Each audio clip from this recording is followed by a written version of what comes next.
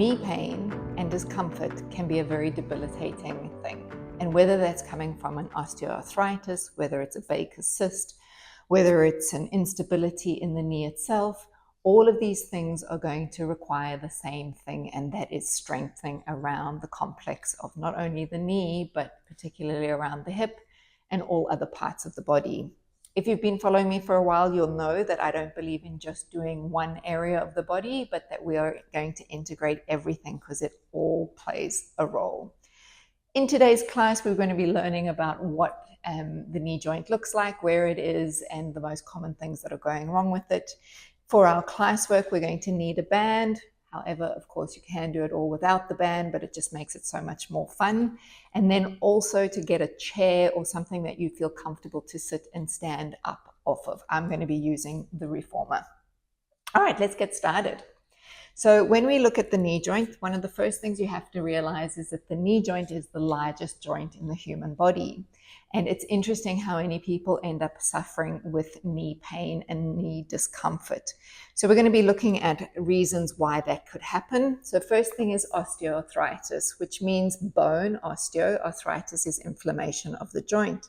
And that can happen from wear and tear around about this area of the femur, which is resting down onto the tibia. Now there is a cushioning between the two surfaces called menisci. Don't worry, there won't be an exam afterward. It's just general knowledge for you.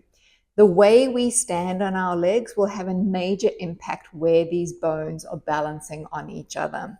If you're someone who has a hypermobile leg and likes to lock a knee joint out, then you're going to be someone who balances more load on the front of the femoral heads over here where there isn't actually a lot of dense bone. So that's one way. It can be from overloading trauma. It can be from overuse, whether you are an athlete or done a lot of athletic things in your earlier years. It can be from a jolt or a pain or a fall or a jump or all these kind of things that may have caused some kind of a disruption to the area that has never been dealt with. You can also have things like patellofemoral tendonitis, which is the quadricep muscle coming from the top of the hip over the front of the kneecap and onto here. That can be pulling the kneecap out of alignment, which then shifts and torques a little bit of the bones of the knee. So I'm not here to diagnose what it is. I'm just here to give you a class that's going to help build knee strength again so that you can do all the things that you love to do, like walking, living, jumping, skipping, hopping, getting on and off of the floor. So let's come along and start our class. Grab your band and just tying it around the tops of your legs. Now when you tie it, don't tie it so tight that you feel the blood flow is going to stop, but make sure it's tight enough so that you can feel the resistance as you are doing these moves. So part of the band around you, like I said, you could do this without it. And part of the band being around your legs is to give your brain information about where your alignment is, because often if you've got knee pain, you don't even know that your knee could be rolling out or rolling in. So the band just gives you a bit of feedback. We're going to take a nice lie down onto our back surface, and you're going to put your feet maybe a little wider than your normal hip distance. So maybe you're thinking the heels are slightly in line with the outer edges of your hips or maybe the outer edges of your shoulders. And then from there, we're going to be pressing up into the air, lifting the hips off of the floor and then lowering the bottom back down again. Now, as you do this movement, you are welcome to do your rolling spine action or just a lifting and a lowering. What I do want, though, is that we hold at the top for just a couple of seconds or an extra breath up at the top so that you're not just floating up and down and up and down. You're really making your muscles work, but then you're allowing your muscles to relax. We've got two more just like this as we bring the body up and not overly pushing into the band. We're going to be doing that soon, but for now, just keeping that alignment and structure of your legs. So holding your position up here, and then from that position, we're going to open the two knees away from each other and then bringing them back in. So I'm keeping my feet grounded. I'm not rolling onto the edges of the feet. So as I'm doing this work, I'm targeting around the back of the hip area, which is, of course, what we need to strengthen the knee, believe it or not, is the glutes. You've got two more of these, but we're also having a little play around the ankle joints. So whenever anything is not working, Let's pause and come all the way down. We take a look at the joints that are above and below the area so that we're making sure we're addressing all of that. From here, sending your arms straight up towards the ceiling, and we're going to repeat that knee opening, but one knee opens out and the opposite arm opens to the side, and then bringing them back. Now, this is not a competition as we change over to try and get as low to the ground with your leg. It's really about finding the stability in the non-moving leg so that you don't rock your pelvis over to the side with you, and that you've got a very clear path of your leg moving open. And the one that's not moving is what we're doing, stabilizing. It's using a lot of glute muscles to stabilize, and of course other glute muscles will be helping to turn the leg away toward the floor on the opposite leg. So many things are happening. It's very difficult to, just isolate one muscle over another. That's never going to happen. We're going to bring your right knee up into the air, and as you do, send your left arm back and your right arm down towards the floor. So in this position, your band should not be so tight that you cannot get your knee to come above your hip, and then bring everything back to your start, and then switching sides. So as you're doing this type of marching in place, you're making sure that you're not rocking the pelvis from one side to the other. Every time the foot comes to the floor, both arms are back to the ceiling. There's a pause, and then there's a return of the movement. So we're not racing through it. We're really being very mindful of how we place our foot back to the floor, where our pelvis is in space, where our arms are in space. One more time, just like that, and then bringing everything back towards your start. From here, we're just going to tip over onto the side facing towards you. So I'm lying on my left side. I have my left arm to support my head. You could put a pillow, a towel, anything that's more comfortable if the arm outstretched is not. So with the band staying around the legs again, you're just going to make sure you don't shorten in your top waist, but that you feel there's a little bit of lengthening from rib to hip. You can also put fingers just here in the side of the waist, which is a nice measure. Hover the top leg away from the bottom leg and then lowering it back down. So this is targeting the muscles here on the upper side of the pelvis. These are our stabilizing glutes, and they're going to be helping with your pelvis to stay nice and balanced and strong so that you're not affecting the knee too much. One more time as we raise that leg and hold it to the top. And from here, we're going to send our leg in a backward position. So the knee is going to stay at the same height. It's going to stay at the same fold. Bring your knee forward like you just did in your marching. And then we're going to take that leg back behind. So with your hand here on your hip, you're also going to hopefully notice that you're not shifting your body forward and backward. If you are, make sure that you don't do that. Or create an image where you feel like you're lined up with the back of a wall. So your head, your shoulders, and your pelvis could be touching the wall, and your leg would just be swinging around the end of the wall, going behind and then bringing that leg forward. When I talk too much, I lose count. So I'm going to say that was our fifth one. We're going to stay here. We're going to go into a little leg circle. So aiming your knee up and around. And let's just do 5 in each direction. It's not a big move. It is a very effective move. 3. When things get tough, I have to count. And 4. So if it's tough for me, I know it's tough for you too. And last one, 5. But there's another way we have to go, and that is the opposite way. So sending it around for 1 and for 2. I think it's very boring if I just count your numbers for 3, but it's effective. And 2 more to go, 4. And then last time circling it around 5. And even just after that, you should feel a whole heap of activity here, and hopefully nothing in those knees. All right, from here, we're going to roll over to the other side. I'm just going to flick around and put my head in the opposite direction, all the while still having that knee bent position around with the thighs strapped. So from here again, we go up and we go down. Now your challenge in this movement is to, of course you can put your hand on the floor if you need to, is to not go higher than your hip. So you're trying to send your knee so that it's in line with hip, knee, ankle, and then bringing it back down again. We've got 2 more if we were counting our full set of 5.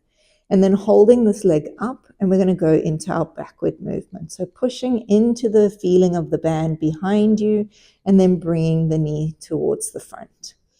I'm really specific in not going too fast with exercises and being very controlled and mindful with what you're doing. If you are not paying attention, then it's almost like you're training for nothing, because your nervous system is not actually recording the benefits or, the advantage of what it is that you're doing. And we go for 2 more. And then on the next time that we start to bring the knee to the front, we're just going to move that into our circle. So again, the range is going to be different to each person's body, but you're looking for as smooth a circle around in both directions with the least amount of disruption to your mid-body. And 2 more to go. And the fun of this exercise is the bottom hip is also working to stabilize you while you're doing your circling. So you're getting a double whammy. Top and bottom hip are working together. They just work very differently. All right, 2. So many things to do. 3. Oh my gosh, 2 more to go. 4. My bottom glute is really feeling it. And 5, all the way back in. From here, we're just going to slip back onto our back again and then take that band away from your legs, or however easy it is for you. Let's make it go into a nice full position again, and then sending the arms back up towards the ceiling. So lining yourself up evenly again. You should feel fairly free with these legs. They might not even drop out, but here's the time when they have to stay very balanced. We're going to send the arms all the way over, just behind the back of the head, hovering them just off of your mat, and then bringing the arms back down towards your legs. And send the arms up and over behind, and then bringing the arms forward and front. Now you may be thinking, why on earth are we working in the upper body when we're trying to strengthen the leg muscles? Well, as I mentioned, the largest joint being your knees, there's a lot of load that comes down onto those knees from above, and there's a lot of impact that comes from the floor below. So we're trying to get as much space in between other joints that we can, so that we're not impacting the knee in a bad way. All right, and then bringing the arms all the way back up again. Let's take your left foot and put your foot into the band and do a single loop around your foot. Placing your elbows down onto the mat with your legs stretched up towards the ceiling. Remember, I said I'm going to look at the joint above and below the knee to see that all those mechanics are working. So we're going to go into an ankle point and flex. Just getting a bit of mobility through that joint. Again, freeing up things, making sure alignment is good. And then we're going to take that movement into a circle. So rolling the ankle around smoothly. And just remembering that while we're rolling the ankle around, we're not rolling the knee around. We're not rolling the whole leg around. Change your direction of your circle. And you're targeting different areas and muscles that are in the back of the leg, but these muscles are attaching to the back of the knee, and that's why we're also working through those layers.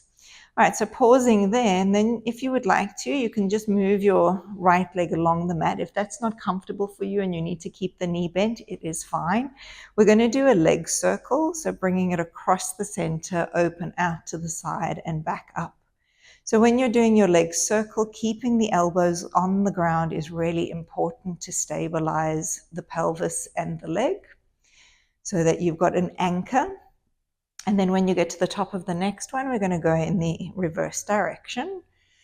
And one way always seems to feel a little smoother than the other. And again, all our moves we're doing today are just around 5 repetitions. It's okay to just do 5 reps, maybe multiple times. I don't believe in having to do more than that all the time. And then coming down, and we're going to switch our legs. But before we do, straighten your legs out and just feel the difference that is in each leg. So you may notice you've got one leg feeling longer, it may feel more relaxed, it may feel like it's more turned out. And if you looked up, it might actually be in a better alignment than the side you haven't worked. I'm taking my right foot now and putting it through the loop, and then bringing my elbows to the mat. I always like to start with my supporting leg bent just to feel the back of the pelvis more secure. And then from here, we're going into our point and flex motion through the ankle. So something to consider is if when you're lying on your back, your head is tilted or you feel like you're raised away from the ground, put something behind you, like a towel or a couple of pillows or whatever it feels to make it nice and balanced. Let's go into our ankle circles. And if you can remember what it was like on the other side, it's a nice time to compare how simple or different it feels. Change direction for your circling. And then bringing it back. So again, if you wanted to keep your knee bent and we did the leg circle now, it would just be sort of straight down out to the side and back up again. But if you've got that ability to straighten the leg, then you can cross the midline, which is quite beneficial actually for your brain health as well, to do cross patterning. So across the body switches a connection to the opposite side of the brain. Very fascinating we are. And then hold at the top and switch your direction around. So again, just making sure those hands are steady for you so you're not bending them awkwardly. 2 more circles. Last time.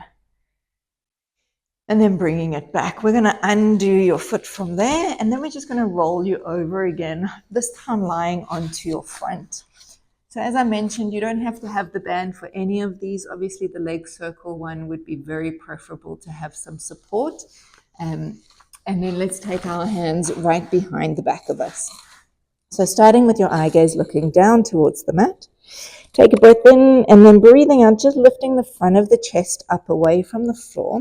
You're going to start with the arms rising up into the air. So you've just got the same tension on the band. We're not pushing the band apart.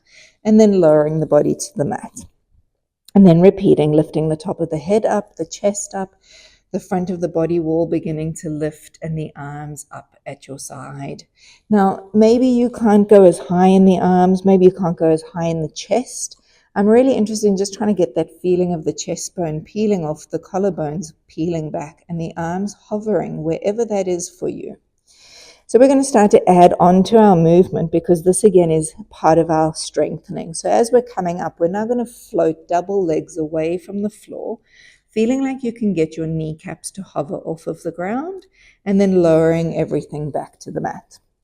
So again, very important for knee health is the health of our hamstrings and our glutes, our glute max in this case. And that's why walking is so important, but also how we walk is important. We've got 2 more of these to go, peeling the front of the body, peeling the legs away, floating the arms up high and then down. And then one final one. As we bring everything up nice and lifted, we're going to hold the position here. So make sure you're comfortable in your back body, and you're going to open your 2 legs away from each other and then bring them back together. And again, widen out and narrow them back in. You've got another 3 as we open the legs and close, keeping lifted through the front body. 2. And then last time out, bring it back. And then lower everything back to the ground. Let's bring that band off to the side. Now, depending on how developed you are in pain in your knees, maybe kneeling on the ground is not a great thing. So just make your way up into whatever place you can as easily as you can. We're going to come up into standing, and we're going to find that chair that we were talking about in the beginning. We're going to take the band and tie it again around the thighs like we have had it for most of our session already. So as I mentioned before, this is really about giving your brain a lot of feedback for what's happening versus over-resisting the movement. There's strength to be had, but it really is the feedback of alignment that I'm mostly interested in. So from here, you're going to have your seat right at the very front. Not that you're falling off, but your sit bones are very close to the front of the seat. You don't know where your sit bones are? Place your hands underneath your bottom and you will feel, oh, those bony bits, those are the sit bones. Take your hands away. And now you have a clear picture of where that is. So from this position, we're going to start similar to what we did on our back. We're going to open one leg out to the side. I'm rolling this time onto the edge of my foot and then bringing it back in. And then I switch to the opposite side. So a little roll and back. So again, the same theme keeps coming. The leg that's not moving is staying fixed and forward. And the other leg is just going as far as it feels like it can without trying to break the resistance of the band and without affecting the stable leg. So we're not pulling so much, we're pulling the stable leg inward. And then one more time as we open the knee toward the side. So from this position, we now don't want the knees to go out. We want them to stay facing to the front, and we're going to go into a sit to stand. So placing the hands at the tops of the thighs or shin where the knee is, lean your body over the front of your legs and then bring yourself back upright. So in this action, it's a tilting forward with a straight back. So we're not rounding the spine in this action and then pushing away. We'll do that one more time just to get that action of I hinge forward. When I do, I widen the pelvis behind. I start to get light off of the sit bones, and then I sit back tall and I'm heavy on the sit bones. So we're going to make that movement into a full stand now. So go into the stand, press through the legs and come all the way upright. When we sit down, same thing. Bottom goes back behind. Place your hands onto the legs. Find the seat of the chair with both sit bones and return vertical again. Make sure you're not slipping on a surface underneath you. You want to feel very steady. I do this without shoes. I recommend you do the same. So don't try and train with your trainers. And then again, we go leaning into the front. Use the strength of your legs to push yourself up, feet ground down. When you sit back, hips fold back behind you. Find the seat evenly with your pelvis and then return back up. This exercise is done pretty badly in most people, especially as we age or if we've got pain in our knees. We try and find the seat with our arms, so we're avoiding that. And again, going into the hinge, the pelvis is beautifully designed to help us with this movement. And it's often that we get knee pain really from bad use of what we've got going on versus trauma. I mean, there's always trauma that can be involved in the equation as well. And then standing tall. And then last time, taking a seat down. All right, so undoing your band. And then let's finish off with a nice twist in our upper body. So sending the band out in front of you. Keep your one arm where it is. And then take the other arm and twist back to look behind. And then bring your arm forward and then switching sides, rotating back and to the front. And we'll do that a couple more times to each direction. When we do this, you want to give yourself enough slackness and enough tightness to make it feel effective. And then take a look at your knuckles. You don't want your knuckles to be doing all sorts of weird things through the wrist. So the wrists are staying nice and long. So you're not pulling from your wrist, you are pulling from arm strength into shoulder strength, into rotation through the trunk. All right, that was us with a band for knee strength. I hope this helps you. I hope it helps clarify what your knee joint kind of looks like, where it is, and how to look after it safely. You can do this pre-hab work. You can do this as rehab work. At the end of the day, we'd love to avoid surgery where possible, but sometimes it's just not going to happen. So build up your knee strength as you need to. Hope you like the video. Comment on it if you have anything you'd like to say that's useful and beneficial. If you haven't already subscribed to the channel, it helps so much to see video content being put out there to the right people. And I look forward to bringing you more things soon. Have a beautiful day.